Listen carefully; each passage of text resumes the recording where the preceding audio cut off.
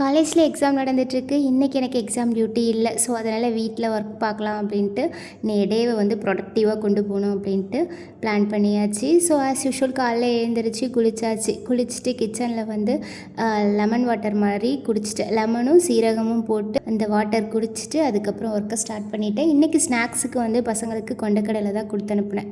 Snacks lunch எல்லாம் back பண்ணிவிட்டு ஸ்கூலில் கொண்டு போய் விட்டுட்டு வீட்டுக்கு வந்து ஆஸ் யூஷுவல் தேர்ஸ்டே ரொட்டீன் அப்படின்றனால வீட்டெல்லாம் நல்லா க்ளீன் பண்ணிவிட்டு மாப் போட்டு முடித்த பிறகு பூஜை ஜாமான்லாம் க்ளீன் பண்ணிவிட்டு எல்லாத்துக்குமே சந்தனம் குங்குமம்லாம் வச்சு நீட் பண்ணியாச்சு. தேர்ஸ்டே அப்படின்னாலே இந்த ஒர்க்கு பண்ணல அப்படின்னா டே எனக்கு வந்து ஃபுல்ஃபில்லாகவே ஆகாது.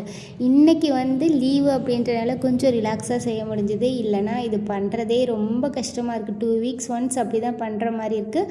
அப்படி இல்லைனா சாட்டர்டே சண்டே லீவில் வந்து இது செய்கிற மாதிரியான சுச்சுவேஷன் தான் இருக்குது. நாளைக்கு வரலட்சுமி விரதம் அப்படின்றனால சிம்பிளாக வீட்டில் பூஜை பண்ணலாம் அப்படின்னு ஓரளவு எல்லாம் ரெடி பண்ணியாச்சு. வீடியோ பிடிச்சிருந்தது அப்படின்னா பேஜை ஃபாலோ பண்ணி வச்சுக்கோங்க. பாய்.